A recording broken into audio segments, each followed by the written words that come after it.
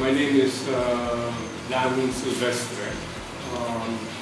I'm an architect and environmental planner, and I'm also an academic. I'm a professor at the University of the Philippines and the former dean of the UP College of Architecture.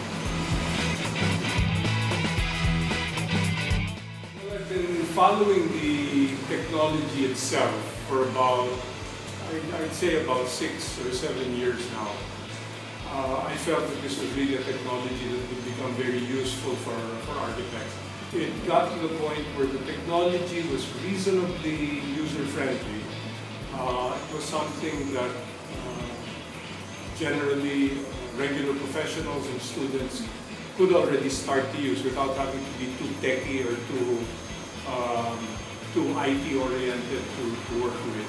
So again, I did a search, checked out what was available, and then eventually settled and ordered my first model through the internet and tried it out. But when we started using it, I could also see that it would really lend itself to improvements. So I said, this thing is going to move very fast, and the more I checked out on the internet, television and everything, even around the world, they were saying that 3D printing is going to be the way of the future. So at that point, it really got me excited and it really got me interested. And over the past 2 years since then, the technology is really evolved.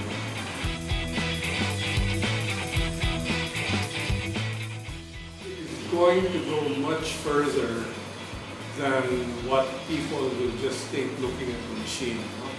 Because the kind of impact it will have on not only architects, but even an ordinary person is going to be tremendous. If you're not just about people being able to produce architectural models, which is what my most immediate impact would be. It would be people would be able to produce almost anything that they would want to in their day-to-day lives. I mean, kids will be able to make their own toys. People can develop their own accessories, fashion accessories.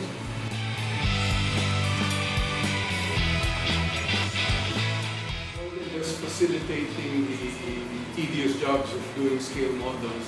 I think what the real impact it is going to have is it will challenge creativity, because before there would be a stumbling block in terms of actually feeling the form. Now that will speed up, but more than that, it will enable architects also now to realistically fast prototype many of their designs. I mean, new trend is now in architecture. It's called parametric architecture, where rather than just drawing something on the screen, a designer can actually conceptualize a form, a very complex form, and some of these kasi use fractal geometries, which are not that easy to model using conventional software. Other than just seeing them on the screen, and even if you can rotate it on the screen, you can actually do a 3D print of these parametric forms, forms that are generated in parametric design, and see them in actuality. Plus, if you use smaller pieces, you can use them modularly and create larger things. You can see, for instance, here, these are just some examples of 3D prints we did for an architectural model that we were working on. So it really makes it easier for us to come up with prototype models like this. And that really helps facilitate not only the production work, but also the creative ideas that my associates and myself do. And before you couldn't do that. If you wanted to do that, you'd have to have a limited run of say 10,000 units because nobody would accept the job. With 3D printing and fast prototyping now, you'd be able to design it, and it's really going to tremendously improve the capability of architects in terms of creating and designing, and to expand the types of products that they will be able to design and produce. Easier to use, easier to set up, From the box, out of the box, to get it set up for printing took us less than an hour. 10 times easier than it was 2 years ago.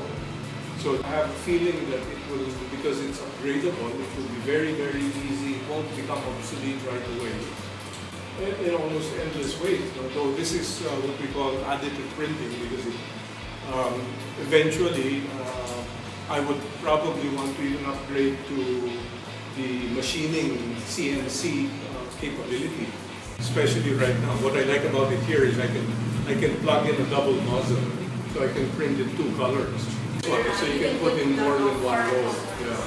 So that's great. Yeah. The way it's designed, I can already see that most of it is just plug and play. One part goes bad, just take it apart, get the new part and plug it in. So there's almost no servicing needed where a technician has to come over.